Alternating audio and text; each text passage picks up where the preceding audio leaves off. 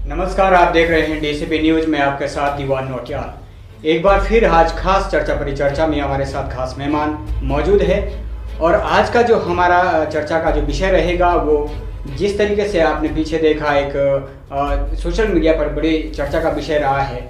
विकास नगर के अंतर्गत बाड़वाला ग्राम पंचायत के राजावाला का जो वनों को लेकर जो एक विषय रहा है, जिसमें कि हजारों की तादाद में वनों को काटा गया था। उस प्रकरण में पहले भी हमारे साथ कई बार लाइव जुड़ चुके हैं, लेकिन कुछ उसमें शंकाएं, कुछ उसमें पेंच थे जो अच्छे से समझ नहीं पाए। उस उद्देश्य से आज हमारे साथ खास मेहमान मौजूद है।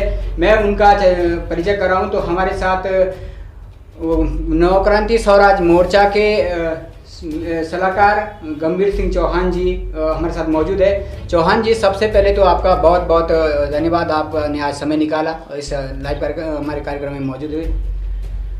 चौहान साहब, अभी पीछे जो प्रकरण चल रहा था राजावाला का, आपने बड़ी जोर शोर से उसको उठाया भी है और कुछ नाम हमने देखे भी है जिनको शायद आदेश भी हुए हैं विभाग की तरफ से या शासन की तरफ से।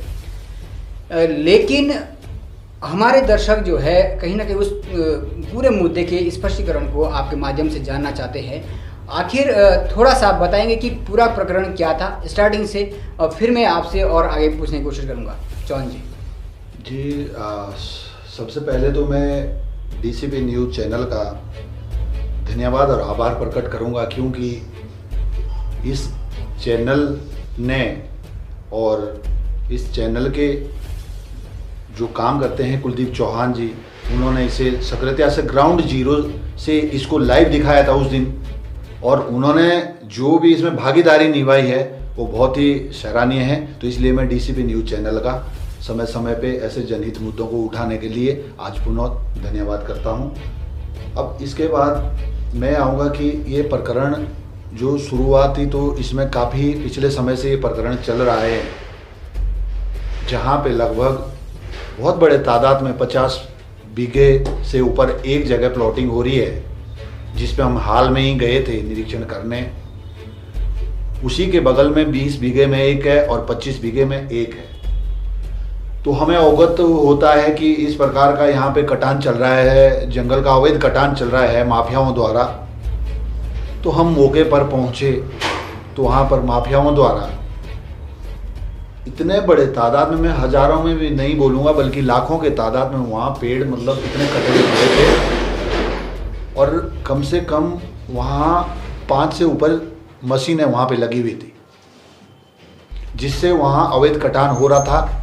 और उस पेड़ों को जो अवैध कटान जो जितना भी मतलब वो पड़ा हुआ था उसको दबाने के लिए मशीनें लगी हुई थी वहाँ पे। जब हमने वहाँ पे मौके पे जाकर स्थिति जानने का प्रयास करा, तो जो माफिया लोग थे इसका जो वहाँ पे वो आ गए, तो उनसे हमारी झड़प भी हुई, बातचीत भी हुई। उन्होंने धमकियाँ भी दी कि हमारा कोई कुछ नहीं बिगाड़ सकता। बाकायदा उनके साथ औजार असला बारूद लगे हुए, उसके बावजूद भी हमने बोला कि भाई ऐसा है, हम इतने तादाद में अवैध कटान पेड़ों का किसी भी हालात में नहीं होने देंगे और हम आपके खिलाफ उचित कानूनी कार्रवाई कराएंगे।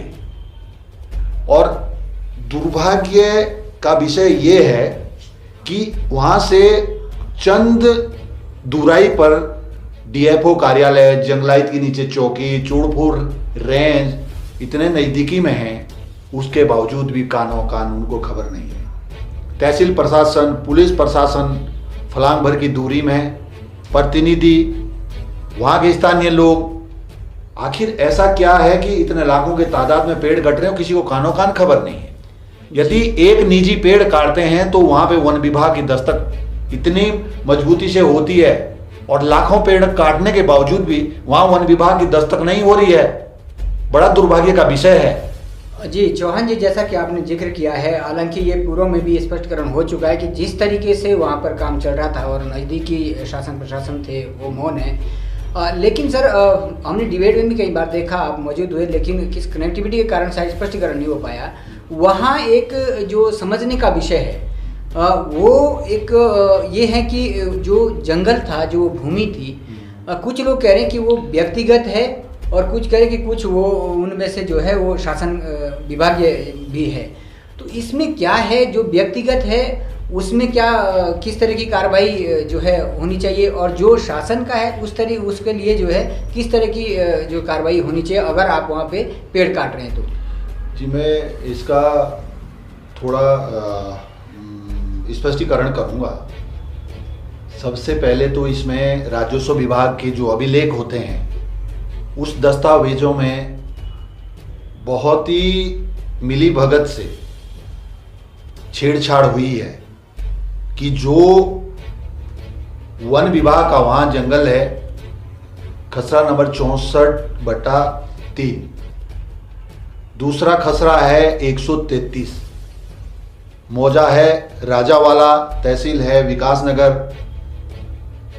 तहसील प्रशासन का इसमें बहुत ज़्यादा झोल लग रहा है कि कुछ समय पूर्व इसमें प्रशासन मतलब तहसील प्रशासन और कुछ माफियाओं ने जो इसको सांठ-गांठ से 133 खसरा नंबर मतलब व्यक्तिगत रूप से नाम कराया, लेकिन फिर भी चाहे व्यक्तिगत भी आपने छेड़छाड़ से यदि करा दिया है उसके बावजूद भी उसमें इतने घने जंगल है वहां पे कि मतलब हजारों लाखों के तादाद में, तो आपको उसको काटने का कोई अधिकार नहीं है।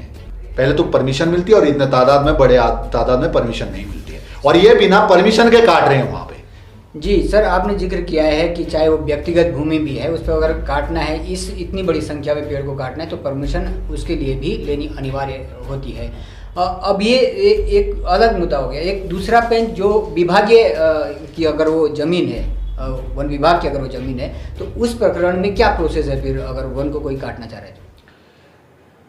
देखो, कार्रवाई तो दोनों ही स्थिति में होगी, चाहे आपका 133 का खसरा नंबर हो, चाहे 64/3 वन संरक्षित भूमि का प्रकरण हो, कार्रवाई तो दोनों में ही होगी। लेकिन जो व्यक्तिगत इनकी जो ये निजी जमीन 133 खसरा नंबर बता रहे हैं उसमें परमिशन का प्रावधान है, लेकिन इतने बड़ी मात्रा में नहीं है, और इन्होंने फिर भी बिना परमिशन के पेड़ काट दिए। इन्होंने कोई ना तो परमिशन ली है जी, और ना ही इन्होंने कोई उस जंगल को काटने की कोई भी मतलब शासन प्रशासन को सूचित किया, ना वन विभाग को करा जी।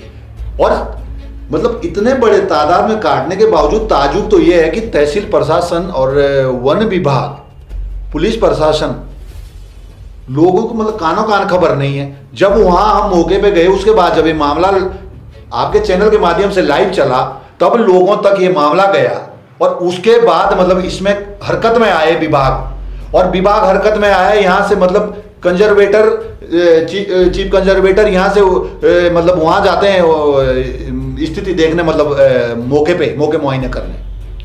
और दुर्भाग्य का विषय है कि जो वहाँ का रेंजर है, चौड़पुर रेंज के जो सिद्दीकी है, उन्होंने मतलब उसमें मतलब उनके नेतृत्व में वहाँ मतलब रिपोर्ट ये लगाई कि मात्र 100 कुछ पेड़ इसमें मतलब काटे गए हैं।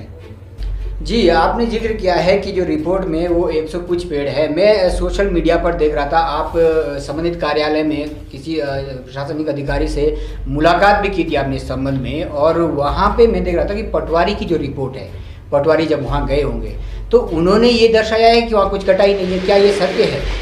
इसमें ऐसे होता है कि देखो, वन कटान का तो परमिशन आपको वन विभाग से लेना पड़ता है, लेकिन जो ये जमीन है या मतलब जो जिस क्षेत्र में आप यदि मतलब किसी भी प्रकार का निर्माण करते हैं तो इसमें राजस्व विभाग का भी इन्वॉल्वमेंट रहता है। राजस्व विभाग के ही अंडर में जमीनों के मैटर होते हैं, तो इसमें राजस्व विभाग की भी एक तहसील प्रशासन विकासनगर से भी रिपोर्ट आनी थी, जिस रिपोर्ट में राजस्व विभाग विकासनगर का भी बहुत मिलीभगत है, जिसमें उन्होंने जो रिपोर्ट दी है, रिपोर्ट में उन्होंने ये दिया है कि इस भूभाग में कोई भी मतलब वनीकरण नहीं है, जो बड़े दुर्भाग्य का विषय है। तो ये आप सुन रहे हैं, लगातार हमारे साथ चर्चा में शामिल है गंभीर सिंह चौहान जी, और क्या कहते हैं ये तस्वीरें आप देख रहे हैं कि ये वही की धरातल की तस्वीरें हम आपको दिखा रहे हैं कि जो कटान हुआ है वनों का, लेकिन अपने आप में प्रश्न चिन्ह है। जिस तरीके से हमारे साथ जो मेहमान उन्होंने कहा है कि पटवारी जब वो रिपोर्ट देता है तो वो बिल्कुल जो है एक भी पेड़ उसमें कटा हुआ नहीं दर्शाता है। ये प्रश्न चिन्ह खड़ा करते हैं विभाग की इस कार्यशैली को लेकर।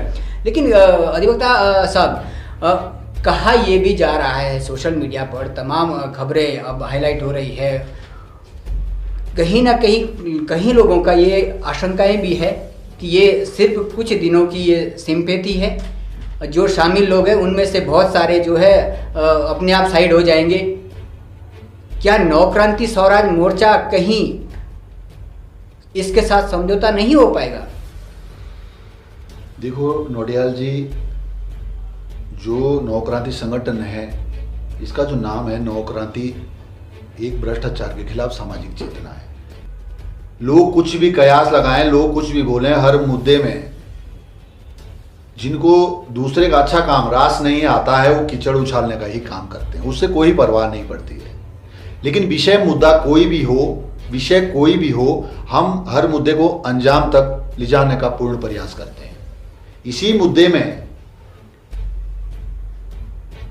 मुकदमे दर्ज हो गए हैं, भले ही इसमें विभाग, राजस्व विभाग और वन विभाग और भू माफियाओं ने अपने को बचने के लिए 3 मजदूरों को भले ही उन्होंने बलि का बकरा बनाया है, ठीक है, उनको अरेस्ट करवा दिया है कि हम बच जाएंगे, लेकिन नहीं, उसके बाद जो मुख्य भू माफिया है उनके ऊपर भी मुकदमा दर्ज हो गया है और दोनों के खिलाफ, उनके खिलाफ भी कार्रवाई हो चुकी है, ठीक है। इसमें कोई नहीं बचेगा। इसके बाद जो नेक्स्ट प्रोसीडिंग रहेगी वो हमारे जो इसमें मिली भगत राजस्व विभाग के और वन विभाग के जो कर्मचारी है चौड़पुर रेंज के और विकासनगर तहसील प्रशासन के, हम चाहते हैं कि ऐसे ब्यूरोक्रेट्स के खिलाफ भी उचित कानूनी कार्रवाई हम करवाएंगे और जो वनीकरण काटा गया है इसमें पुनः हम चाहते हैं कि इसमें पुनः ऐसा ही वनीकरण हो और यहाँ पे अंकुश लगे और आइंदा से दूसरों को भी एक सीख मिले कि ऐसी कार्रवाई होती है। जी, जैसा कि आपने जिक्र किया है कि जो मेन इसमें मुख्य जो इसमें दोषी है उनके खिलाफ भी कहीं ना कहीं वारंट जारी हो चुके हैं, लेकिन वकील साहब आपको नहीं लगता कि उनसे भी अधिक दोषी वो लोग हैं जो संबंधित विभाग में है, जिनको हम भ्रष्टाचार से मुक्ति के लिए, एक स्वच्छ प्रशासन के लिए उन विभाग में हम रखते हैं, वो उन तमाम विभागों में मौजूद है, बावजूद इसके वो भी मिल जाते हैं ऐसे माफियाओं के साथ। क्या उम्मीद करें कि इसमें जो चेन शामिल है, क्योंकि जो सूचनाएं आ रही है, जो आशंकाएं जताई जा रही है, उसमें ये भी कह रहे हैं कि बहुत बड़े लेवल में जो है तमाम जो है बड़े बड़े नेता भी हो सकते हैं और विभाग के अधिकारी भी मिले हुए तो हो सकते हैं, उनके खिलाफ कार्रवाई किस स्तर तक पहुंच सकती है? क्या आशंका है आपको? देखो नोटियाल जी, मैं ये बताना चाह रहा हूँ कि सबसे मेन मुख्य आरोपी इसमें जो भू माफिया है, संदीप कौशिक है, अर्चना भार्गव है, जिनके नाम से वहाँ पे ये प्रकरण चल रहा है, अवैध कटान चल रही थी और आपने कल परसों देखा भी होगा उचित कार्रवाई उनके ऊपर हो भी गई है, जो मुख्य आरोपी है। बिल्कुल ठीक है, उन्होंने बरगलाने का काम करा कि मजदूरों को अरेस्ट करवाया अपने को बचने के लिए, लेकिन नहीं, हमने उनके ऊपर कार्रवाई करवाई है और आगे भी इसमें हम पूर्ण रूप से मतलब कार्रवाई कराएंगे और इनके जो जिनके ऊपर अभी ये कार्रवाई हुई है भू माफियाओं की, इसमें इसके एक के ऊपर तो पहले से ही 14 मुकदमे दर्ज है, ये 15वां मुकदमा दर्ज हुआ है और वो भी अवैध वन कटान में ही इनके खिलाफ है। दूसरा, यहाँ के जो जनप्रतिनिधि है, पक्ष के हो चाहे विपक्ष के हो, इतना बड़ा मामला है जो मतलब इतना हाईलाइट हो गया है, लेकिन वो मतलब फिर भी मौन है। ये मतलब समझ से बाहर है कि आखिर मतलब उनका क्या इसमें मतलब इतना मतलब रहस्य छुपा हुआ है, क्या इतना मतलब उनकी मतलब यहाँ से कुछ इतनी सांठ गांठ है जो मतलब बिल्कुल मतलब इस पे मतलब चुप्पी साधे हुए हैं। और एक विषय और सामने आया कि यहाँ तो मेरे पास एक रिकॉर्डिंग भी है जो राष्ट्रीय स्तर के हमारे इतने बड़े बड़े पार्टियों के, 2 पार्टियों के दिग्गज और जो अपने को युवा मोर्चा और फलाना मोर्चा और यूथ मोर्चा और फलाना यूथ संगठन फलाना, उनके लोगों की हमारे पास एक रिकॉर्डिंग भी है। हम चाहे तो हम उसको भी हम समय आने पे आपके चैनल के माध्यम से हम जल्दी उसको क्या बोले हम जनता के सामने पेश करेंगे और जिससे मतलब ऐसे लोगों का खुलासा हो पाए जो हमको भी मतलब बरगलाने का काम करते हैं और मतलब हमें भी खरीदने का काम करते हैं और ऐसे मुद्दों पे मतलब लोगों को मतलब खरीद फरोख्त का काम करते हैं।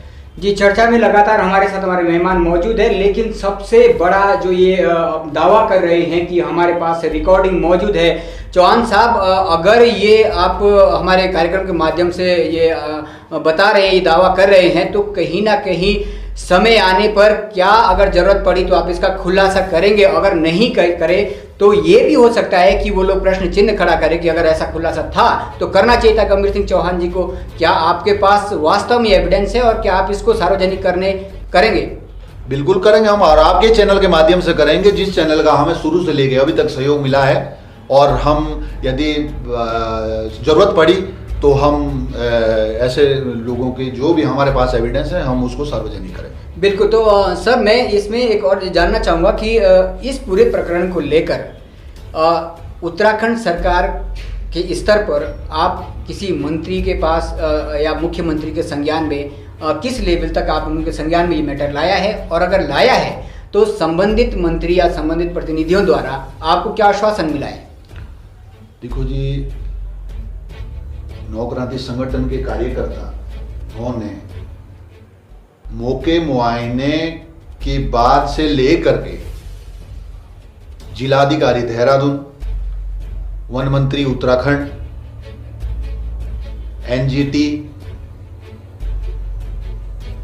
और पर्यावरण बोर्ड को और वरिष्ठ पुलिस अधीक्षक देहरादून को, माननीय मुख्यमंत्री उत्तराखंड को, माननीय प्रधानमंत्री जी भारत सरकार और हमारे केंद्र सरकार में वन मंत्री जी को, सबको पत्राचार के माध्यम से एवं कार्यकर्ताओं ने खुद मुलाकात करके इस मामले में सख्त कठोर कार्रवाई करवाने का हमने प्रयास करा है, जो कहीं ना कहीं सफल हुआ है, जहां मुख्य आरोपियों पर भी कार्रवाई हो चुकी है।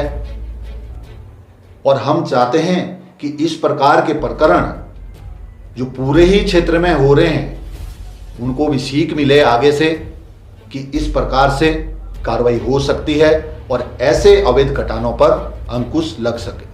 जी, तो ये अत्यंत दुखद विषय है कि इतना बड़ा प्रकरण, और जैसा कि चौहान साहब जी ने कहा है, ना तो कोई सत्ता पक्ष का जो प्रतिनिधि वहाँ से है, ना वो अभी उनका बयान कोई इसको लेकर सामने आया है, और ना ही विपक्ष जो है इसको लेकर दिख रहे हैं, धरातल पर दिख रहे हैं। बावजूद इसके भी तमाम जगह इन्होंने कहा है कि हमें संज्ञान में लाए हैं, शासन स्तर पर भी उम्मीद करते हैं कि इसमें पूर्ण पारदर्शिता के साथ कार्रवाई होगी।